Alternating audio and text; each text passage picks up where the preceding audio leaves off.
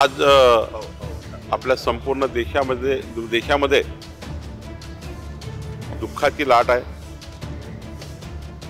देशाचे माजी प्रधानमंत्री अर्थतज्ञ मनमोहन सिंग जी आपल्यात नाही। भारत सरकारने 7 दिवस दुखवटा जाहीर केला आहे। खरं तर मनमोहन सिंगजींनी या देशाला आर्थिक घडी बसवण्याचं काम केलं। अत्यंत संवेदनशील, शांतपणे आणि सर्वांना सांभाळून आणि एक आदराचं स्थान निर्माण करण्याचं काम मनमोहन सिंग यांनी केलं।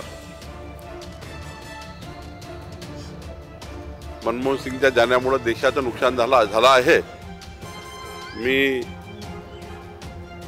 भारतीय जनता पक्षातर्फे त्यांना श्रद्धांजली व्यक्त करतो।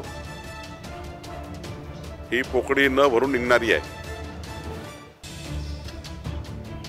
पण त्यांनी जे विचार या ठिकाणी मांडले आहेत, त्यांनी जे अर्थतज्ञ आम्हाला अर्थ ज्ञान दिलाय देशाला, विकसित भारताचा संकल्प जो मोदीजींनी केला आहे, त्या संकल्पाला जेव्हा पुढे नेताना मोदीजींनी सुद्धा मागच्या काळात ज्या व्यक्तिमत्वानी त्या क्षेत्रामध्ये उत्कृष्ट काम केलं, त्या क्षेत्रातलं काम घेऊन पुढे नेण्याचं काम मोदीजी करतायत।